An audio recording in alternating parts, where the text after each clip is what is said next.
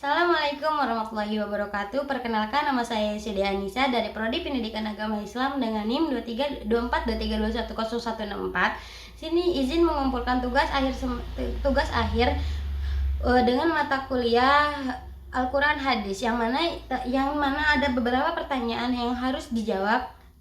Saya akan membacakan beberapa pertanyaan yang harus saya jawab. Yang mana pertanyaan pertama, apa yang Anda ketahui tentang sejarah dan perkembangan hadis? Jelaskan dan berikan contoh.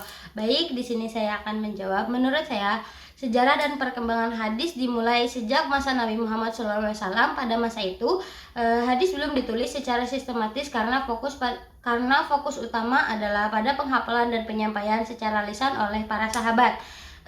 Dan Nabi sendiri pada awalnya tidak menganjurkan penulisan hadis agar tidak bercampur dengan ayat-ayat Al-Quran. Meski demikian, ada beberapa sahabat yang menuliskan hadis seperti Abu Hurairah dan Abdullah bin Amr bin As, yang salah satu catatan hadis awal adalah terkenal salah satu sahifah, yaitu Hammam bin Mundabih, yang mana setelah Nabi wafat, penyebaran hadis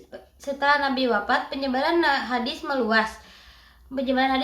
Para sahabat Nabi menyebarkan ajaran Islam ke bagian wilayah. Di masa ini, hadis tetap disampaikan secara lisan, namun lebih hati-hati karena mulai muncul kekhawatiran dan akan pemalsuan.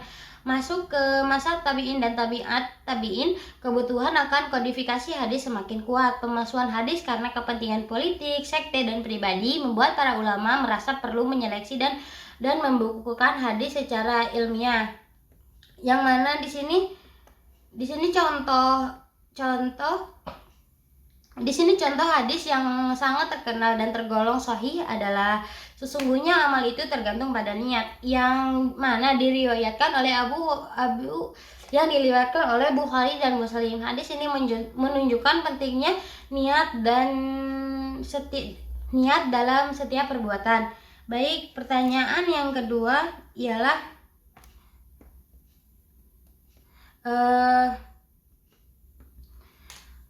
apa yang dimaksud dengan unsur-unsur yang ada dalam hadis? Jelaskan dan berikan contoh. Yang ada dalam unsur-unsur hadis adalah bagian-bagian penting yang memberi bentuk suatu hadis utuh. Unsur utama hadis terdiri dari sanad dan matan, yang mana sanad adalah rantai perawi atau orang-orang yang menyampaikan hadis dari salah satu generasi ke generasi berikutnya sampai kepada Nabi Muhammad SAW.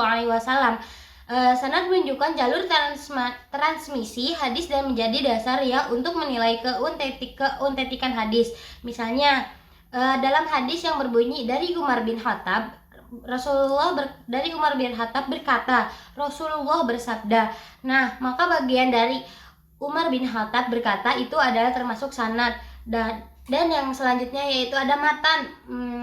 Matan itu adalah isi atau teks utama dari hadis, yaitu perkataan, perbuatan, atau persetujuan dari Nabi Muhammad SAW. Ini adalah bagian yang mengandung pesan atau ajaran. Melanjutkan contoh tersebut ialah gini. Contohnya, sesungguhnya amal itu tergantung pada niatnya, itu adalah matan. Jadi kedua unsur ini bekerja sama untuk menentukan apakah hadis tersebut sahih, hasan, atau dhaif. Tanpa sanad, hadis ini tidak bisa dipastikan keasliannya. Tanpa matan, pesan hadis tidak akan ada. Yaitu pertanyaan yang selanjutnya, yang mana apa yang Anda ketahui tentang macam-macam hadis, dan jelaskan dan berikan contoh. Yang saya ketahui tentang macam-macam hadis ialah hadis ada beberapa macam, berdasarkan beberapa sudut pandang. Yang saya ketahui jumlah perawi. Yang saya ketahui itu hadis mutawatir. Apa itu hadis mutawatir? Hadis mutawatir ialah hadis yang diriwayatkan oleh banyak perawi yang mustahil sepakat untuk berdusta. Nah, hadis ini sangat kuat keasliannya. Contohnya seperti hadis tentang jumlah rakaat salat wajib 5 waktu seperti subuh, duhur, asar, maghrib, dan isya. Dan selanjutnya yaitu hadis ahad, yang mana hadis ahad adalah hadis yang diriwayatkan oleh satu atau beberapa perawi, namun tidak sampai pada tingkat mutawatir. Nah, hadis ini bisa sahih, hasan, ataupun dhaif, tergantung kekuatan pada sanad dan matannya. Yang mana contohnya ialah hadis yang mana sesungguhnya amal itu tergantung pada niatnya, yang mana diriwayatkan oleh hadis riwayat Bukhari dan Muslim. Yang selanjutnya yaitu hadis sahih. Apa sih hadis sahih itu? Hadis sahih adalah hadis yang sanadnya bersambung, diriwayatkan oleh perawi yang adil dan dabit, yang mana dabit ialah kuat hafalannya serta tidak bertentangan dan tidak cacat. Yang mana contohnya ialah hadis tentang keutamaan niat juga termasuk hadis sahih. Yang selanjutnya hadis hasan. Apa sih hadis hasan itu? Hadis hasan adalah hadis yang sanadnya bersambung dan diriwayatkan oleh perawi yang adil dan tingkat ketelitian hafalan perawinya sedikit di bawah dari perawi hadis sahih. Contohnya hadis tentang pentingnya memberi salam saat bertemu sesama muslim. Dan yang selanjutnya hadis doib, atau yang terakhir hadis doib adalah hadis yang tidak memenuhi syarat sahih atau hasan, misalnya karena perawi tidak percaya akan sanad terputus. Contohnya seperti hadis yang menyebutkan bahwa tidak tidur setelah sholat asar menyebabkan gila, dan itu termasuk hadis doib karena perawinya lemah. Baik, yang pertanyaan terakhir ialah apa yang